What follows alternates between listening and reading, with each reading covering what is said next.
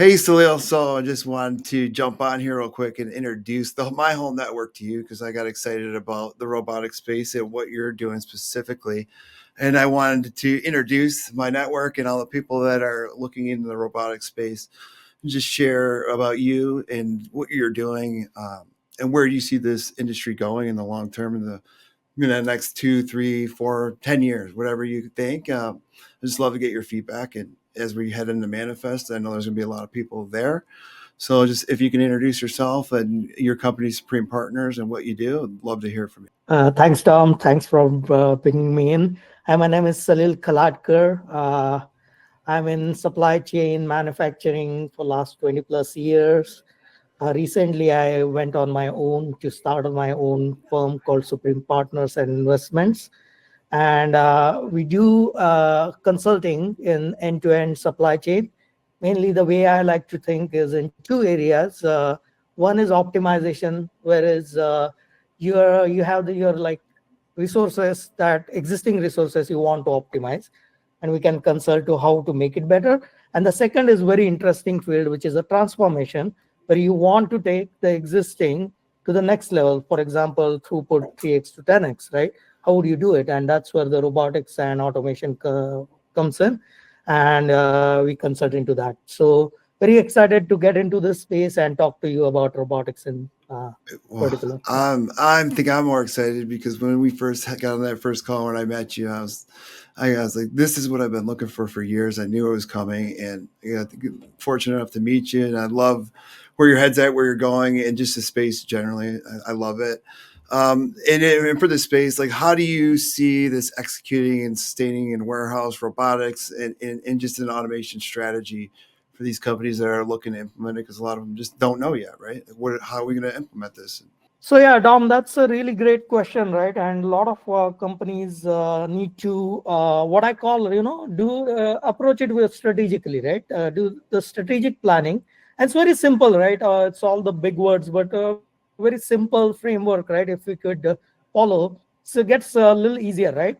So the way I recommend to my clients, and you and I talked about it, right? It Yeah, starts with defining the why, right? So it's pretty simple, right? Just ask yourself a question: why you want automation, right? right. And it often come down to very simple three things, right? You want to improve your labor efficiencies, or or you want to improve your space optimization, or you want to improve your inventory accuracy, right? So those are like in warehousing space particularly, right? these Right. this is what three things come down to. So just answer those questions, right? Where you want to focus. It could be all three, it could be just one that you are trying to solve, or the other, right? Once you define that, right, one of the things, particularly, right, the head of automation or engineering, right, Yep. align all your stakeholders, right? Why you want this project, right? Once you align those stakeholders, things get easier that way, right? Everyone is on the same Right. page. So once you define why, identify what to automate. Okay, Right. and that's also comes very simple framework, right? If you the way we approach is like you define your value stream map, right? What that means, right? Take out all the non-value added processes, right? Generally you don't want to automate that, it doesn't add value. Only the things that has value, look into those to automate, right? Yes. And once you identify waste and you standardize the process, the processes that have least variance, right, you tend to like go for automation for those processes to get your maximizing your output, right? And once you like define these two, right, then you start looking into right technologies, right? And what we recommend is like always look at as a holistic warehouse as a system, right? Yeah. Because if you automate only one area, there are high chances that you're going to get inefficiencies or bottlenecks in the other area, right? So if Right. you start looking into a warehouse as a one holistic system and then you automate, those are the three thing I would put in the strategic planning phase, and Yeah. approach it that way. And I know this is a big thing for a lot of companies. And when we could talk about change management, can you kind of elaborate on that and how that's going to look in the future here, and what problems or whatever you see fit for this industry. Right. So automation, that's a great point as well, right? Automation comes with the change, right? And Right. change needs to be managed, right? General knee-jerk reaction we all get with the Yep. change is resistance, Mm. right? So All you the have to time. manage through that, right? That resistance. Yeah. Yeah. And So yeah. again, right? Yeah, of course, right? The technology, AI, you name it, right? Robotics, internet, right? We all lived through that, right? Everything we basically said, like, oh, everyone questions, right? Is it a right thing to do? But then, right, those who like us, right, who believe in change, right, believe we are like change agents, right? Right. We need to manage through or navigate through that change. Again, simple frameworks to work. In my previous life, right, I kind of like worked, lucky to work with like creating a very formal process of change management, right?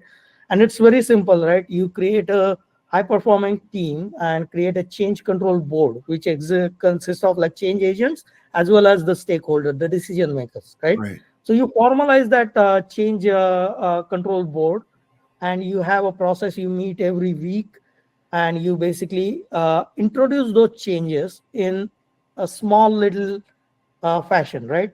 Of course, you give them a vision, big vision where it's going, but then the change needs to be on the roadmap, and Yep. you introduce like one change at a time. And change could be the process change, the technology change, or now, or even prepared for unforeseen change, right? We just had a crisis in LA, right? Like a Yeah. fire. We all went through the pandemic, right? So those Right. are the unforeseen things that affect your supply chain, affect your chain. So you need to have a process in a way, right? Every week you meet and you kind of make those right decisions. Which changes needs to be prioritized? Which change needs has the highest ROI? And you go through that, right? With Yep. a structured change management board approach, right?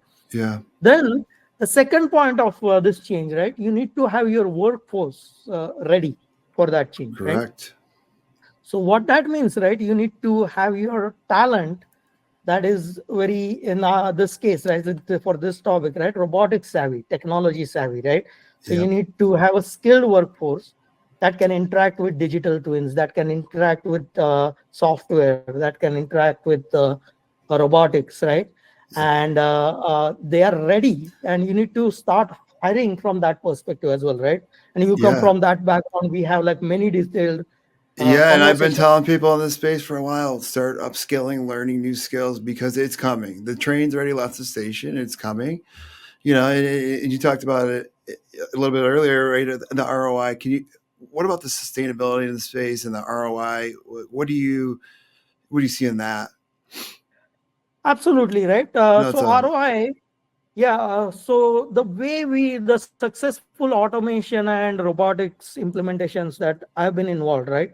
We actually introduce ROI in a very early phase, right? In solutioning phase itself, yeah, right? In which, right, we have targets, right? Like what is the target ROI we want to achieve, whether it's in dollar, number of years, and so on and so forth, right? Uh, so just to touch on the point, right? Once you introduce that, right, you kind of implement and align your all the resources, right, targeting right, that ROI. So you are hiring right skill set, right? Again, right, when you are talking about human and technology interaction, right, you need to consider safety first, quality after, and then yeah, throughput, right? right, So once you have like that kind of thing, right, why I keep mentioning, right, all this kind of adds on to cost later, right? Because if yeah, you put like throughput first of about everything before, right, and some unfortunate incident on safety and or quality happens, right, suddenly you are spending too much money to yeah, those like keep that. So your strategy needs to align. You need to have an operational continuity as a part of your ROI as well, right? right, You need to make sure your maintenance plan is there for the robotics, the technicians are there, electrician, mechanical engineering, hardware support, like all that support system needs to be there, right? right, Once you make sure you have that, right, you need to start defining the KPIs, right? yeah, And the key thing in the KPI, and a lot of like my experience, right, a lot of people tend to miss is key is the keyword in the key KPIs, right? You don't have to have like hundreds of KPIs, right? You just need to identify key performance indicators. Of course, Right. you need to track that. Again, there are leading indicators and lagging indicators. Just define those KPIs, right? Yeah. To come up with ROI after you implement. Once you define those KPIs, right, you need to have like a dashboarding. The idea that I put forward for any executives, right, any stakeholder, that dashboard should be such that when you go in, you need to make a decision right away, right? Mm, It need not be pretty, it need not be fancy. You right. need to be able to make a decision.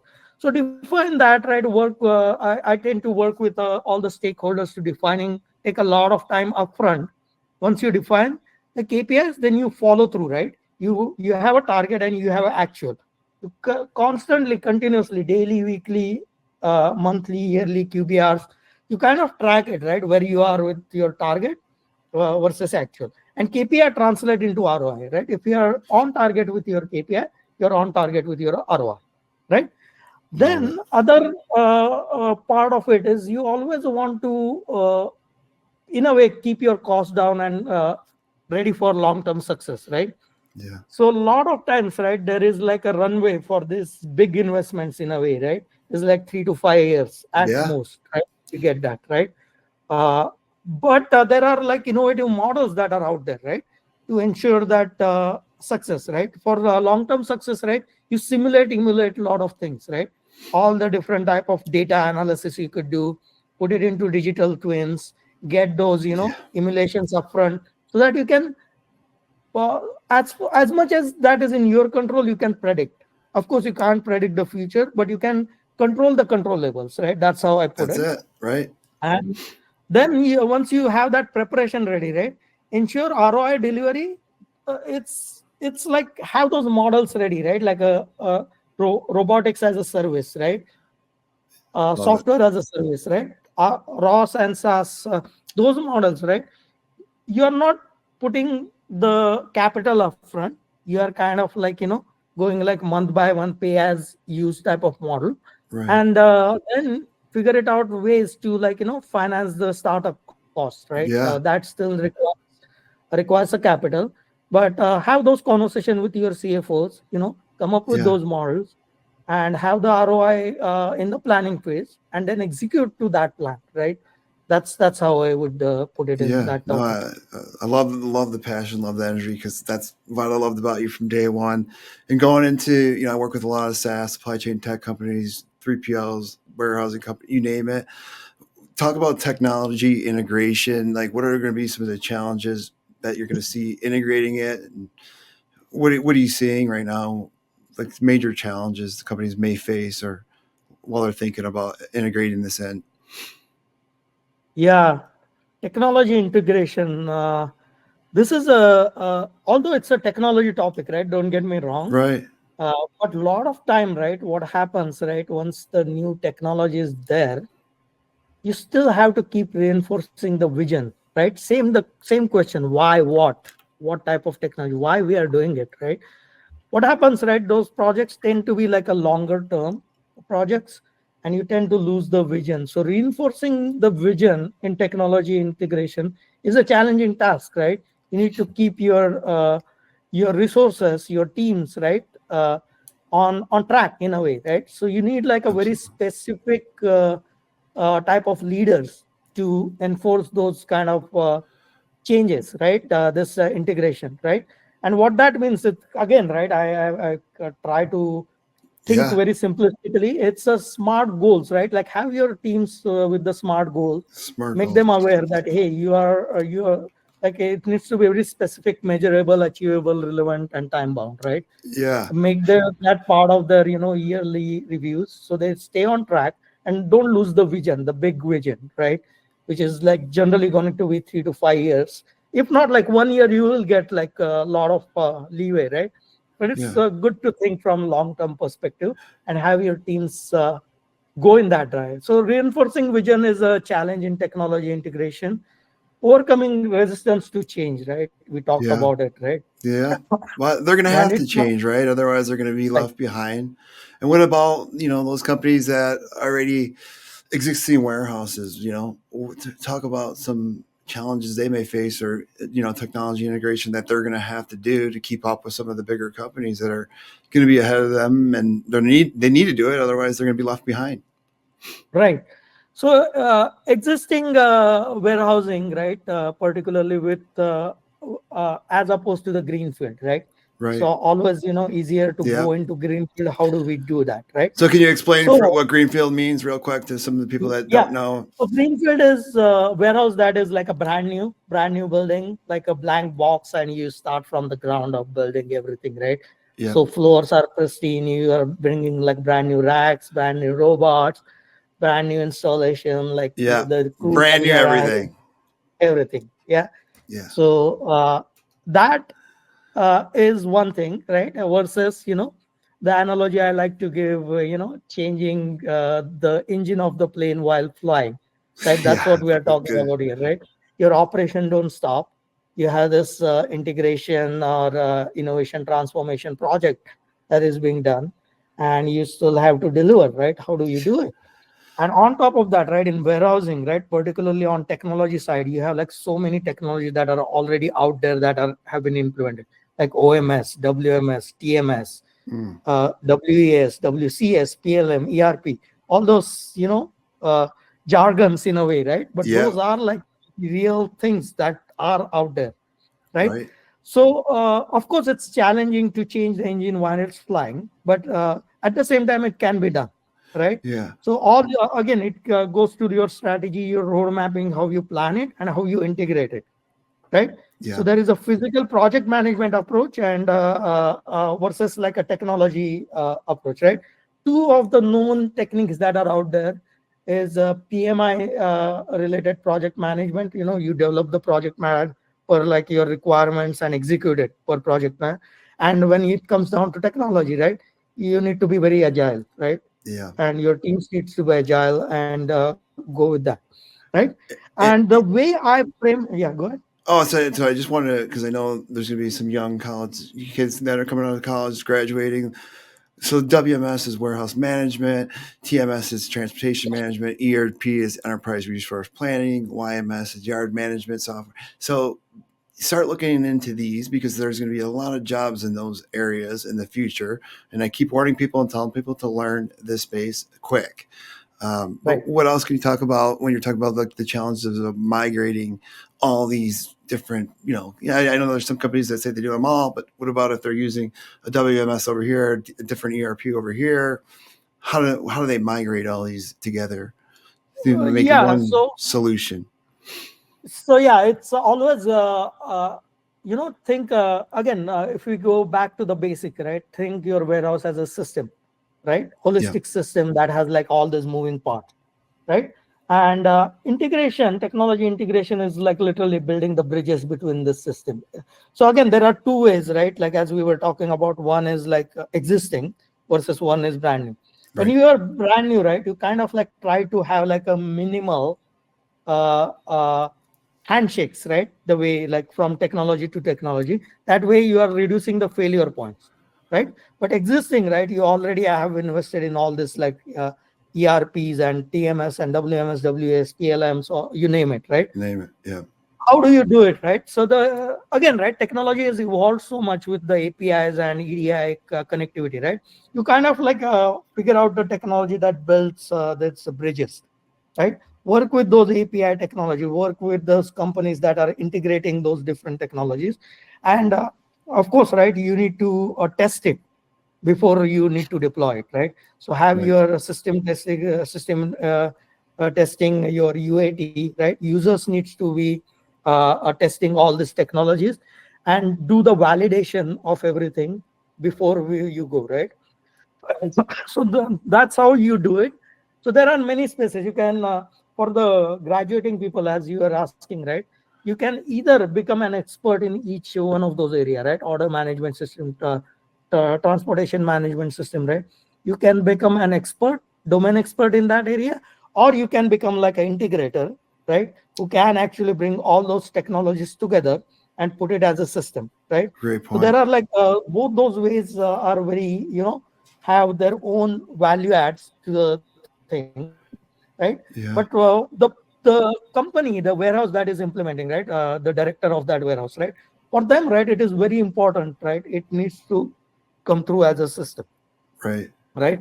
It's not like, TMS is one part, it's not my problem, it's someone else's, right? They, Mm. like, generally speaking, right, you need to come up with the way to, like, a package it in such a way that it's most efficient, it's manageable, it has the support in place, right? Yeah. Because things could go wrong in any one of these handshakes, right? Right. So you need to have that support system ready. No, I love that. I know you've been speaking to universities and helping the up and coming grads. Can you kind of walk everyone through your path? Like, how did you get here? How did you even get to this space? And now that you're the CEO of Supreme Partners and doing things that are going to be unimaginable here for a lot of people, but it's just amazing. Can you walk us through that path? Like, how'd you get here? Yeah, it's an interesting story, like each one of us has, right? Right. So I come from India, from a city called Pune. It's a very college town, education heavy, a lot of engineers from that city. So I did my mechanical engineering back in Pune, and I worked for as a design engineer. I started in Pune and worked for a company, design house called Onward Technologies. So I worked with them, and at that time I decided I need to do a masters and I need to go to the grad school. So I had a solid basis of engineering with the mechanical engineering background, and I moved to MS, but I didn't masters. I didn't want to go into mechanical engineering, but because quickly I figured out I think I'm good at, like, building and leading teams than engineering. I was good at it, but that's the path I wanted to follow. So I came to states. I came to Los Angeles area and went to University of Southern California and did my grad studies in engineering management, which was multidisciplinary between industrial engineering and business. So I learned about, like, how to leading teams, putting engineering teams, project management, Love it. and in that during that, right, I actually, my thesis was in how to integrate supply chain with lean manufacturing and Six Sigma.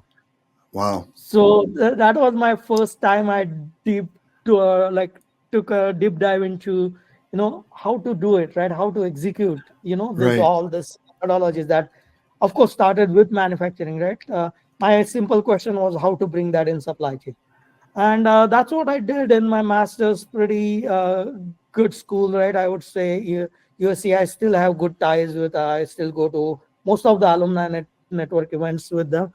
And my first job, I landed as an operations engineer in, like, very small firm of 12 people.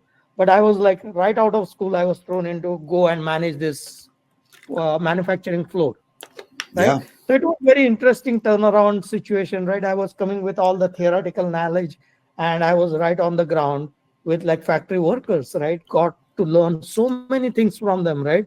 My style of working is, like, is a very problem solving, right? What is the Right. problem? How can I help to solve that problem, right? So those were the people who would actually bring the problem statements together and solve it, right? And that's how I started. I applied my same techniques, right? I start always with process, draw the process, improve that process, and take it from there. So work for that company for 1.5 year. It was a turnaround situation. Glad we did it. So after that, I moved to a bigger company, and that's my first company, Arvato, right? They hired me as a project manager in in the space of supply chain, right? Yeah. My client was Microsoft. I got very, very lucky. I got to implement very first, I would call the line, right? The picking and packing line that I implemented for them. And I did from solutions engineering all the way to implementation of the project plan. And Amazing. then, like, worked on a lot of, like, e-commerce early stages. I worked on those projects as a project manager. Some of the customer care centers that I worked as a project manager to set up in global settings. So I got to work on that. Then that job led me to another startup, and we actually manufactured turbines, turbo expanders. When the economy was Wow. down, that's what I was working on, from building that company from the ground up. Wow. Oil was the industry that was, like, protected at time. I got very lucky. I implemented ERP quality systems, We actually had an in-house manufacturing for manufacturing turbines and shafts, very highly engineered products, right? So I was glad to work with engineers and, of course, entrepreneurs to come up with that. Eventually, that company got sold for $88 million 13 years later. So I was so proud to basically being Wow. part of the foundational thing of that company. That job led me to another big Fortune 100 company at that time. It was a public when I joined, Ingram Micro. Very, very interesting company. I worked with their logistics arm as a solutions engineering design, management and implementation management. It was a multi thing. So we would basically design to implement end to end, right? My team would Right. do that. So I was a leader in that, did that for 4 years. That Ingram Micro Logistics actually acquired a couple of companies. I was a part of integration of those companies within the network. And eventually Ingram Micro, after I left, they sold it to Siva Logistics, right? So Wow. great team, had a lot of integration, technology integration experience during that time. Then that led me to another startup, which was formed by Andy Rubin, creator of Android. I was their first logistics manager. So similar, right? Setting So up you the weren't things. scared to take any risk. You were willing to Yeah, go take after the the risk, problems and right? solve the That's solutions. the motto. It worked out for me so far. Right. So I worked for that. Unfortunately, that company didn't take off, but we did pretty amazing things while we were there. Right, that job led me to DB Shankar, one of the largest logistics companies. I was Yeah. a global operations leader and customer facing operations leader, right? So Wow. we would look from the customer perspective how we would improve the operation. Two of again big tech companies were my clients. We productized few services like cloud supply chain and reverse logistics. I was in both of those teams. Feel very lucky. Amazing. Culturally strong DB Shankar team. I learned so much from DB Shankar, one of the strongest companies out there in Hey, logistics, right? would you say you had a good leader, mentor that helped you through too? Absolutely. See that? So my boss and my mentor Barry McNeil, I want to give him a shout out. He built the leader currently who I am, right?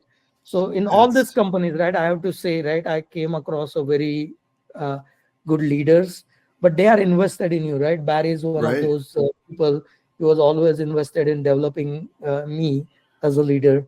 So good 6 years, right? He invested in me. Then he retired. Of course, my other boss was pretty good as well. But then I started thinking, right, what is out there in robotics, right? That's when I Yeah. changed to Gray Orange, right, which is one of the robotics companies that is out there. I worked for them for 6 months, and in that, right, I kind of like was in like continuous thinking, right? Would I be more value add to this industry by staying working with the company, or all this acquired knowledge in this area, right? Can I Right. come up with like something unique, right? And that's what drove me to like actually going on my own, rather than like of course, right, I was on like a good, really Right. strong You were career making path, great right? money. Again, Yeah, going back to yeah, taking a risk, betting on yourself. absolutely.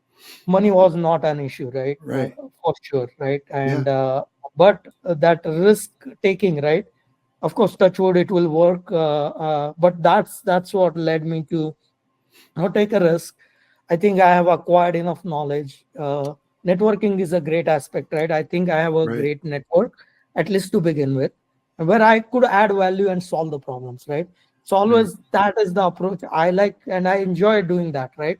Solving the problem. So that's Yeah. another thing I would recommend to young people, right? Ask yourself, right? It is a very cliche thing to say, right?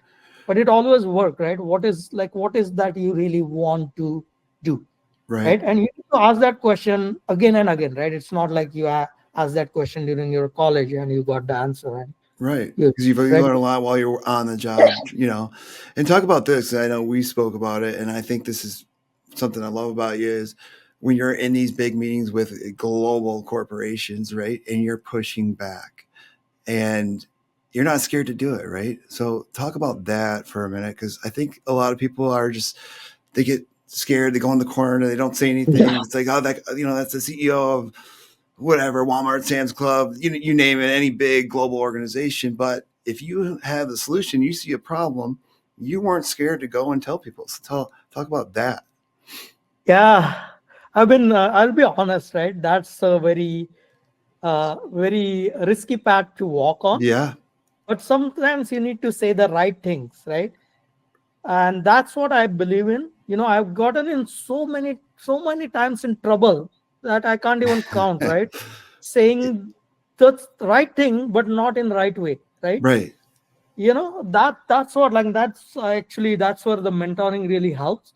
But yeah, as you said, right, I'm never scared of saying those things, right? Something that you truly believe in, you Right. are kind of like willing to go against the current. You have to swim against the current, and that comes with its own risk, right? I've been like burned too many times, right? Right. That is the one thing I think in my career, right, I could have done it differently to acquire that skill, right?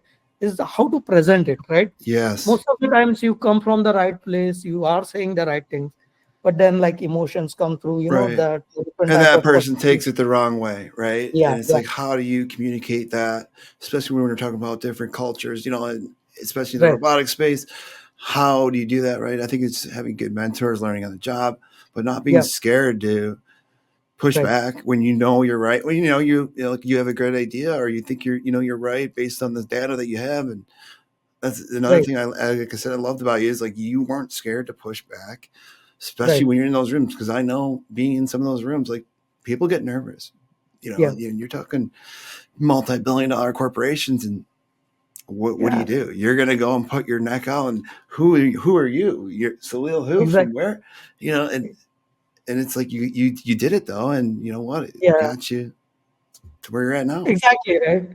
And you're right on, right? And you just like, I'll be honest, right? Your job is online when you do Oh, this kind of, right? The I word bet. just goes around. Your reputation is online, right? It's not just for that company, right? And it's in like we are in like very small industry, right? People think Yep. it's like a big. We all know each other in some way or other, right? But at the same time, right? The way I think, right? And I don't have an exact answer to this, right? I'm still learning. I'll be Right. honest, right? We always are every day. You have to be. But if I think this way, right? If there is a problem statement that is out there that needs to be addressed, someone needs to say it, right? Someone needs to introduce that elephant in the room. Yep. That person could be eventually be bad guy, right? But if you think from the bigger picture, right? If you zoom out, that thing that you say in that particular thing is not that important, right? The bigger picture, zoom out thing, right? 2 years down the line, 3 years, 10 years down the line, that is the right Right. thing to do. And it's always worth expressing that. And Yes. at the same time, right? One thing I of course learned on my way, right? You need to be able to back it up off as well, right? If you realize in a process, right, you don't have a point, right? Don't get your ego take over, Yep. right? No, no, I'm gonna stick with this, and this is what I said, right? That's why, like, a problem, this is the problem, this is the solution. If your solution, what you are pitching, is not the right one, back Yeah. it out, Uh, right? Like, you're spot support on. the right thing, right? Do the Coming right from, thing. you're right. Yeah, Coming from a sports background, our coaches used to say always, when you walk in the locker room, leave your ego at the door. No one right. cares. Like, we're all here to get to the same goal, same mission. Let's get Absolutely. after it, right? And it's having those kind of conversations and just being honest and genuine and truly passionate about what you do, as you can see you are.